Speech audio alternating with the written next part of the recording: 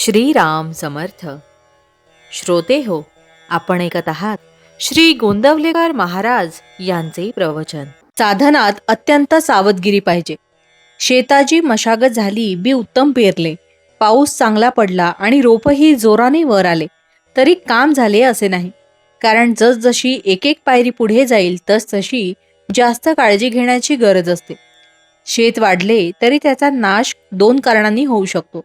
एक म्हणजे गुरेढोरे शेतात घुसून नाश करतील, किंवा दुसरे म्हणजे कीड पडून किंवा टोळधाडीसारखा काही उपद्रव होऊन शेत साफ नाहीसे होईल. यापैकी पहिले कारण थोडे स्थूल आहे, तर दुसरे थोडे सूक्ष्म आहे. शेतात गुरेढोरे शिरली तर वरवर दृष्टी टाकूनही सहज समजते आणि त्यांना हाकलताही येते, पण कीड पडली तर जवळ जाऊन बारकाईने पाहावे लागेल. शेताला कुंपण घालून ढोरे आत शिरणार नाहीत असा बंदोबस्त करता येतो आणि राख, शेण, औषधे वगैरे टाकून कीड न लागेल अशी तजवीज करता येते.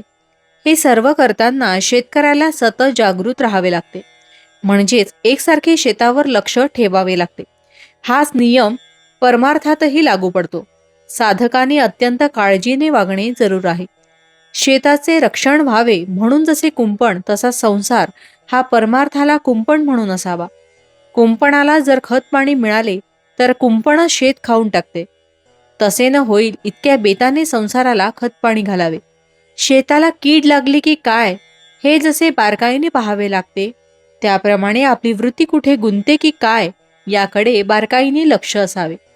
अशा सावधगिरीने वागले तर पीक हातात येईपर्यंतचे काम झाले.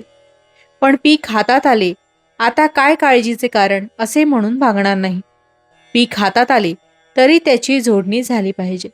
पुढे दाणे दास्ताना जपून ठेवले पाहिजे, नाहीतर उंदीर, घुशी धान्य फस्त करतील. नंतर पुढे जरूर लागेल तेव्हा ते काढले पाहिजे. काढताना सुद्धा दाणा फुटणार नाही इतक्या बेताने ते काढले पाहिजे. अशा तऱ्हेने आरंभापासून शेवटपर्यंत अगदी जागरूकतेने वागले पाहिजे, तर साधकाची शेवटपर्यंत तग लागेल. नाहीतर मध्येच निष्काळजीपणामुळे आणि सर्व काही हाती आले अशा भ्रमाने वागले तर प्रगती थांबेल. अशी उदाहरणे फार आढळतात. म्हणून अतिशय सावधगिरीने वागावे.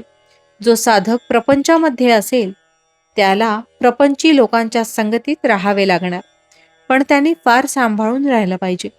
आपली वृत्ती केव्हा बदलेल याचा नेम नसतो. खरोखर परमार्थ ही कठीण शिकारच आहे. शिकार अशी मारली पाहिजे की आपल्या मीपणाला मारून आपण जिवंत राहिले पाहिजे आणि आपल्याला नको तेवढेच गळून पडले पाहिजे. भावार्थ: सावधानता ठेवून नाम घ्यावे. नामाची सतत धार धरावी, म्हणजे ते वृत्तीपर्यंत पोहोचते. जानकी जीवन स्मरण जय जय राम. महारुद्र हनुमान की जय. समर्थ रामदास स्वामी महाराज की जय. सब संतन की जय. श्री अनंत कोटि ब्रह्मांड नायक राजाधिराज सच्चिदानंद सद्गुरु श्री ब्रह्म चैतन्य महाराज की जय. जय जय रघुवीर समर्थ. आता आपण 13 वेळा नामस्मरण करूया.